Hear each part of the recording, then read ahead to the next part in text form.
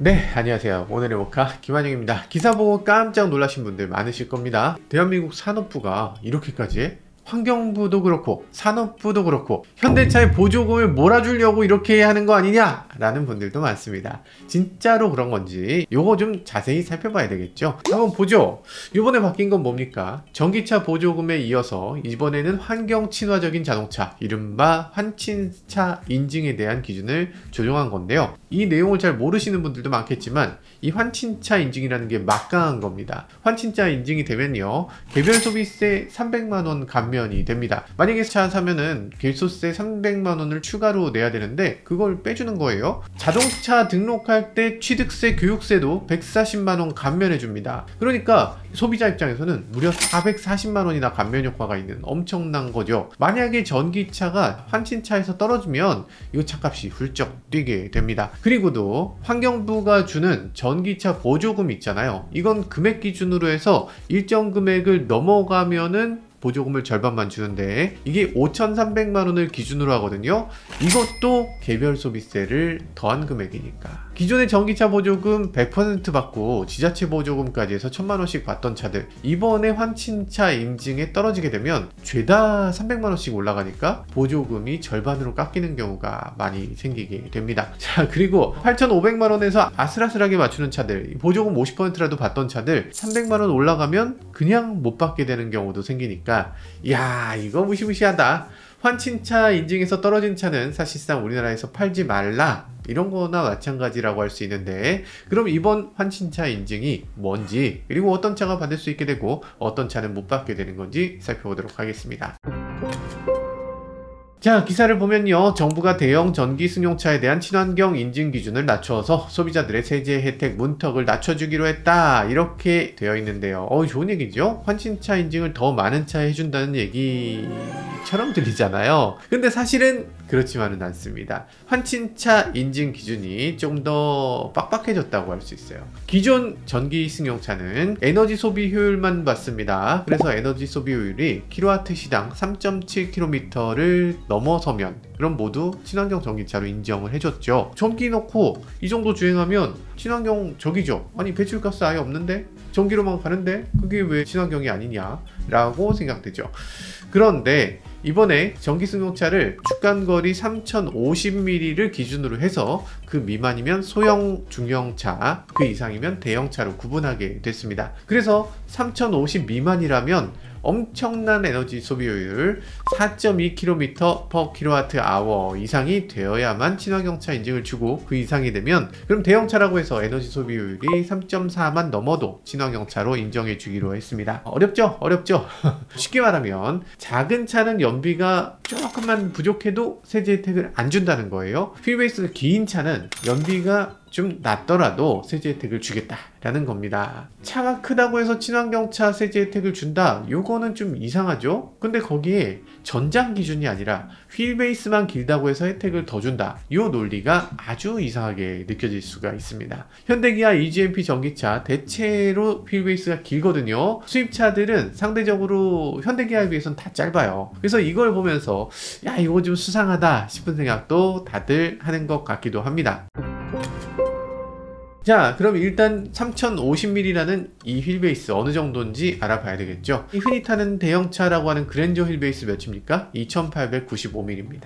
소렌토 휠베이스는 2815mm예요. 자, 그리고 요번에 새롭게 나온다는 거대한 신형 팰리세이드, 이거 어마어마하게 커졌다고 하잖아요. 이것의 휠베이스는 몇이냐? 2900mm입니다. 3050이면 어마어마하게 긴 것 같은데? 물론 전기차로 오면서 대부분 차들의 휠베이스가 일반 가솔린 차보다 훨씬 길어지긴 했습니다. 유독 현대기아가 길어졌는데 그도 그럴만한 것이 휠베이스가 길면 바닥면이 길어져요. 그렇기 때문에 배터리를 더 넉넉하게 많이 넣을 수 있게 되는 거죠. 그래서 아이오닉5 휠베이스를 보면 무려 3m나 됩니다. 반면에 해외차들은 전기차들 중에서 3m가 되는 차들이 거의 없죠. 전기차들이 휠베이스가 긴 차가 흔치 않지만 루시드 그래비티, 요거 얼마 전에 나온 차잖아요. 여기 5m가 넘습니다. 대형 SUV라고 할 수 있죠. 근데 휠베이스를 보면 3035mm, 우리나라 기준으로 따지면 지금 대형차 기준에서 미달되는 거죠. 그리고 지금 전비 기준 기준 4.2 요거 도달하는 차는 그렇게 많은가? 이거 도달 못하는 차들도 꽤 있는데 실제로 어떤 차들이 환신차에서 탈락이 되는 건지 하나씩 살펴보도록 하죠. 첫 번째 벤츠 EQB입니다. EQB 300 포매틱, 휠베이스는 2829mm. 작은 차예요. 작은 차니까 당연히 전비가 좋겠지 라고 생각했는데 복합 전비는 4.1입니다. 아쉽죠? 이 차는 아슬아슬한 게 딱 8,200만원이에요. 그래서 여기서 개별 소비세 300만원 감면을 못 받게 되면 8,500만원이 돼서 우리나라에서 보조금을 전혀 못 받게 됩니다. 야, 한국 시장은 역시나 높고도 험한 곳이다. 다음은 메르세데스 벤츠 EQE SUV입니다. 휠베이스는 3030mm. 20mm 가까워요. 지금 팔고 있는 모델은 EQE SUV 350 포매틱 모델, 전비가 4.1km/kWh입니다. 세상에 0.1km가 부족해요. 아쉽지만 이번 개정으로 친환경차 인증을 못 받게 됐습니다. 보조금은 원래 못 받았고요. 그래서 요거까지 못 받게 되면 300만원 인상, 그리고 등록할 때 140만원을 더 내야 됩니다. 다음은 BMW iX입니다. iX50 같은 경우는 전비가 3.7. BMW iX는 대형 SUV 아닙니까? 라고 생각할 텐데 휠베이스가 3000mm입니다. 3000mm. 아쉽죠? 상당히 큰 차인데 우리나라 기준 호락호락하게 볼 게 아닙니다. 우리나라는 3050이 돼야지 대형차죠. 기존에도 간신히 친환경차 혜택을 받던 차인데 이번에는 혜택을 받지 못하게 됐네요.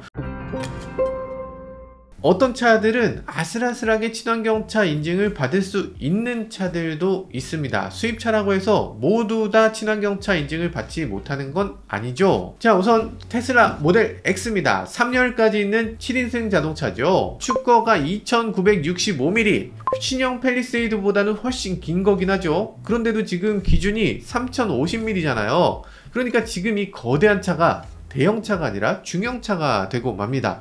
중형 전기차는 4.2km/kWh를 넘어야 된다고 했잖아요. 야, 그러면 모델 X는 친환경차 인증을 못 받겠네 라고 생각했는데 아니었습니다. 듀얼 모터가 무려 4.2km/kWh를 딱 달성합니다. 중형차 기준으로 해도 친환경차 인증을 받는다니까요. 이거 어떻게 했냐.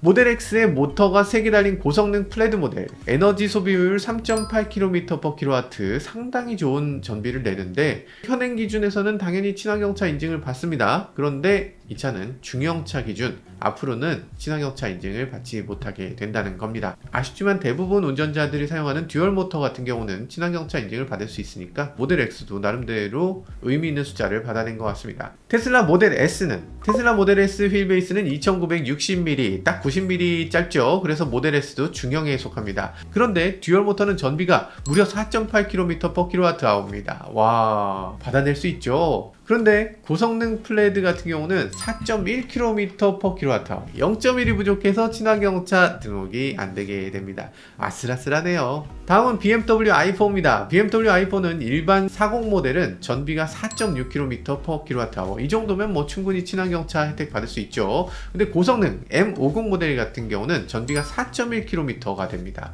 친환경차 혜택을 아슬아슬하게 못 받게 되죠. BMW i5 같은 경우는 40 모델은 받을 수 있는데 역시 M60 같은 경우는 전비가 3.8로 친환경차 혜택을 받지 못하게 됩니다. 제가 타는 차 BMW i7 60 같은 경우는 전비가 3.7km/kWh입니다. 근데 휠베이스가 3215mm나 돼요. 그래서 이거는 친환경차로 계속 인증을 받을 수 있게 됐다. i7 60이 어떻게 친환경차가 되는지. 포르쉐 타이칸도 일반 모델은 전비가 4.5km/kWh. 오, 친환경차 인증을 받을 수가 있네요. 근데 고성능 모델 터보라든지 터보 S라든지 이런 차들은 전비가 3.7 아래로 떨어지게 됩니다. 그래서 이제는 친환경차 인증에서 떨어지게 되죠. 어쨌든 일반 모델이 받을 수 있으니까 이것도 나름대로 괜찮다. 메르세데스 벤츠 EQA 같은 경우 5km/kWh, 이것도 받을 수 있습니다. EQ2 모델은 3120mm인데 350 플러스 모델이 4.6km/kWh, 그러니까 친환경차 인증을 받을 수 있고요. 그리고 특이한 점은 EQS SUV 휠베이스는 3210mm, 그러니까 지금 기준에서 대형차로 들어갑니다. 그러다 보니까 450 포매틱 같은 경우는 3.7km/kWh, 그래서 이번 기준에 넉넉하게 달성이 되게 되네요. EQS SUV 마이바흐 680, 이 차는 3.5km/kWh 거든요. 이 정도면은 휠베이스가 지금 3210mm입니다. 3.5km/kWh면 원래는 친환경차 인증을 못 받았어요. 근데 이번에 대형으로 분류가 되면서 오히려 혜택을 받을 수 있는 차가 되었습니다. 와, EQS SUV 마이바흐 680 오너들은 좋으시겠네. 지금 국산차를 살리고자 했는데 엉뚱한 차가 어부지리를 받게 되는 경우가 생기게 되는 것 같기도 하네요. 자, 그리고 수입차 중에서도 상당히 전비가 좋은 차들이 있습니다. 수입차들 대부분이 어려움을 겪을 거라고 생각했는데 의외로 헌신차 인증을 잘 받는 수입차들이 있죠. 첫 번째는 폭스바겐 ID4입니다. 국내 유일의 보조금을 100% 받는 수입차. 휠베이스는 2766mm로 중형차로 분류되지만 전비가 무려 4.9km/kWh, 상당한 전비를 보여주죠. 다행히 친환경차 인증을 계속 유지할 수 있게 됐습니다. 요번에 겹경사로 폭스바겐은 ID5를 내놨는데요. 요 ID5는 ID4의 디자인을 살짝 바꾼 차인데 전비가 더 높아졌습니다. 5.0km/kWh. 야, 폭스바겐 기술력 이런 식으로 인정받나요? 아마 어떤 분들은 폭스바겐이 무슨 기술이 있어? 라고 얘기하겠지만 생각보다 전비에서는 아주 훌륭한 모습을 보여줍니다. 다음은 테슬라 모델 Y 모델 3입니다. 테슬라 모델 Y는 참으로 다행히 RWD 모델도 전비가 5.1km/kWh입니다. 롱레인지는 더 높아요. 5.2km/kWh. 20인치 모델이 4.9km/kWh로 아주 우수한 성능을 보여주고요. 심지어는 퍼포먼스 모델도 전비가 5.0km/kWh를 달성했습니다. 모델 Y는 전 모델이 친환경차 인증을 계속 유지할 수 있게 됩니다. 모델 3도 마찬가지입니다. 모델 3는 RWD 모델의 전비가 kWh당 무려 5.7km입니다. 롱레인지 5.5km, 퍼포먼스 4.8. 야, 이건 엄청난 전비죠. 전비 관련 기준을 아무리 바꾸고 무슨 수를 써도 테슬라 모델 Y나 모델 3가 친환경 기준에서 벗어나게 할 방법은 사실상 없지 않을까. 다음은 폴스타 4 그리고 폴스타 2입니다. 폴스타 4는 상당히 큰 대형 SUV인데요. 전비가 4.6km/kWh입니다. 대단하죠? 휠베이스 2999. 휠베이스도 상당히 길고 엄청나게 큰 차인데 그런데도 이런 전비를 달성하는 것도 대단하네요. 폴스타 2도 마찬가지입니다. 폴스타 2는 휠베이스가 2735. 그러니까 휠베이스가 그렇게 큰 차는 아니지만 싱글 모터 같은 경우는 전비가 5.1km/kWh, 듀얼 모터도 전비가 4.3km/kWh. 그렇기 때문에 폴스타는 전차종이 환친차 인증을 쉽게 받아낼 수 있었네요. 자, 수입차들은 인증을 좀 받기 어려운 것 같은데 국산차는 대부분이 다 받습니다. 우선 아이오닉 9입니다. 이번 산업부 규정은 결정적으로 이 아이오닉 9을 위한 규정이 아니냐라고 얘기도 되고 있는데요. 아이오닉 9은 4륜구동 모델의 경우 전비가 딱 4.1km/kWh입니다. 그냥으로 하면 이 전비 기준을 높였기 때문에 못 받게 되는 거죠. 근데 휠베이스가 무려 3130mm입니다. 야, 3130mm. 만약에 아이오닉 9 휠베이스가 80mm만 짧았다, 그래서 만약에 3050mm였다, 그러면 아이오닉 9은 친환경차 인증을 받지 못하게 되는 거죠. 그런데 희한하게 딱 넘네. 다음은 기아 EV9입니다. 더욱더 큰 혜택을 받는 차인데요. 전비가 4륜구동 기준 3.8km/kWh입니다. 테슬라 모델 X 플레드 수준이라고 할 수 있는데 전비가 좀 나쁜 편이죠. 근데 휠베이스가 무려 3100mm가 됩니다. 야, 3100? 정말 기다란 차라고 할 수 있죠. 그래서 친환경차 인증 요번에 받아낼 수 있게 됐다. 그리고 나머지 현대기아 차들은 고성능차 몇 대만 제외하면 현대기아에서 나오는 모든 차들이 친환경차 인증을 받을 수 있게 됩니다. 우리나라에서 환친차 인증을 받지 못하는 차 두 종이 있습니다. 현대 아이오닉 5M, 기아 EV6 GT입니다. 이 두 대는 고성능 전기차라는 특징이 있죠. 아이오닉 5M 같은 경우는 휠베이스가 3000mm, 사실 대형차 인증을 받아야 마땅할 것 같지만 아슬아슬하게 50mm 차이로 복합전비 3.7 친환경차 인증을 받지 못하게 됩니다. 안타깝죠? 가뜩이나 지금 가격이 너무 높다는 얘기를 듣는데 거기서 더 오른다. 등록할 때 140만원은 더 낸다. 야, 요거 만만치 않을 것 같습니다. 형제차로 EV6 GT, 이 차도 마찬가지입니다. 전비는 3.8, 휠베이스는 2900mm로 친환경차에서 떨어지게 됩니다. 네, 이번 환경 친화적 자동차 인증은 수입차에 약간 불리한 면이 있긴 합니다. 근데 아슬아슬하게 불리해요. 그래서 여기서 재인증을 받거나 아니면 뭐 타이어를 바꾼다든지 연비 개선을 조금 한다든지 뭐 그런 방법으로 어떻게든 달성할 수 있을 만한 차들도 있는 것 같습니다. 그래서 이번 환친차 인증 개정은 꼭 수입차를 탈락시키겠다 이런 의지로 비춰지진 않고요. 고성능 전기차를 탈락시키기 위한 의도로 보여지기도 합니다. 환경 친화적인 자동차를 계속 더 만들고 더 전비가 좋은 자동차로 계속 유도하려는 이런 맞는 방향이라고 생각됩니다. 최근 들어서 고성능 전기차들이 친환경적인 자동차다 이렇게 이름을 달고서 실제로는 도로에서 과속하고 그리고 타이어 분진도 더 일으키고 전기 에너지도 막 낭비하는 경우도 흔히 생기는데요. 이런 점에서 고성능 차량에 좀 지나치게 전기를 많이 사용하는 차량에 혜택을 주지 않겠다. 이런 것들 뭐 적절한 대응이라고 비춰집니다. 자동차 크기를 반영해서 큰 차는 전비가 좀 떨어지더라도 혜택을 주겠다. 이것도 논리적으로는 옳은 방향이라는 생각이 듭니다. 왜냐하면 정말 큰 차를 타야 하는 경우에 그 차를 전기차로 전환하면 친환경 효과가 더 크게 나타나게 되기 때문이죠. 그런데 여기서 조금 아쉬운 점은 현대기아 차가 다른 브랜드에 비해서 휠베이스가 유독 긴 경향이 있거든요. 그렇기 때문에 휠베이스를 기준으로 할 게 아니라 전장 기준으로 했을 때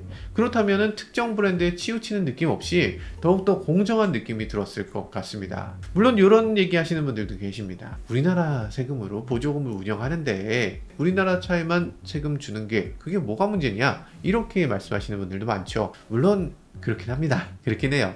근데 이 보조금이라든지 세제 혜택이라든지 이런 것들을 우리가 특정 회사에 주겠다는 게 아니잖아요. 우리 지금 소비자한테 주는 형식을 띠고 있잖아요. 그러면 특정 회사한테 주는 보조금이야 현대기아에 준다고 누가 뭐라 그러겠어요? 그건 뭐 회사들하고 정부하고 알아서 할 일이지. 그거에 대해서는 개의치 않습니다. 그렇지만 지금 소비자한테 주는 보조금이라는 형식을 띄었으면 차종을 선택하는 그 선택권은 온전히 소비자한테 있어야 옳죠. 우리나라 산업이 발전하는 거 돕는 거 당연히 중요하죠. 그렇지만 그 과정이 불공정했다면 그 결과를 보고서 누가 승자라고 누가 패자라고 승복할 수 있겠어요. 올림픽에서 심판이 편파 판정을 한다면 그게 자국을 위한 거니까 우리나라 선수한테 전적으로 유리한 판정을 해도 그냥 그러려니 해야 되나요? 그런 식으로 얻은 금메달이 과연 자랑스러울까? 공정한 경쟁은 그 어떤 것보다 우선해야 하는 가치고 그게 결국에는 소비자를 위한 길이라는 거 그리고 그 회사 자신을 위해서도 중요한 것이라는 것도 잊지 않으셨으면 합니다. 지금까지 저는 모카 김한용이었습니다. 감사합니다. 차의 이야기 세상은 넓어 차들은 달려가지 하나 둘씩 펼쳐지는 차의 모험 바퀴 아래 세상은 무궁무진해 모카에 몰두해